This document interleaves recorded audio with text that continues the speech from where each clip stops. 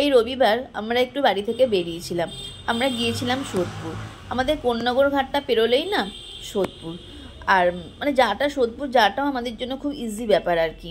আর আমরা না মানে বিরিয়ানি মোগলাই এইসব খাবারের থেকে বাঙালি খাবারটা একটু বেশি পছন্দ করি। আমার ছেলেরা তো ভীষণ পছন্দ করে। তা এখন সোদপুরে মোটামুটি কস্তুরি, কষে কষা, মিত্র ক্যাফে, ভূতের রাজা দিলবর সব কিছুই হয়ে গেছে। তা আমরা কস্তুরিতে প্রচুর খেয়েছি। কস্তুরি আমার একটা ফেভারিট জায়গা বলতে পারো। তো এবার আমার মনে হলো কস্তুরিতে আর না, এবার অন্য কিছু ট্রাই করি। তা ভূতের রাজা দিলবরের বেসিক্যালি আমি সোদপুরের রেটিংটা দেখলাম খুব একটা ভালো না। তো তখন বললাম তাহলে অন্য কোথাও যাওয়া যাক। কোথায় যাব? তা বললো বিটি রোডের ওপরই কষে কষা। তাহলে কষে কষাতেই চলো। তা কষে কষা গেলাম।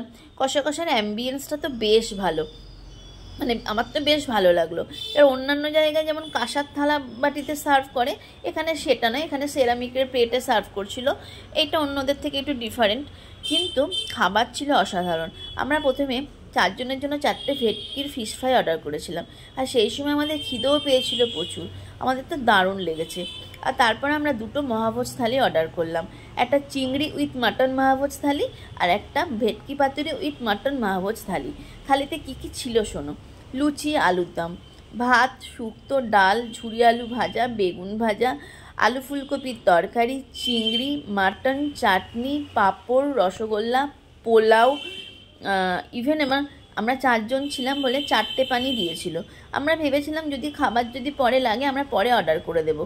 কী ভাগ্যিস দিইনি আগে থেকে, কারণ এত খাবারই ছিল যে আমাদের জন্য ওটা এক্সেসিভই হয়ে গিয়েছিল।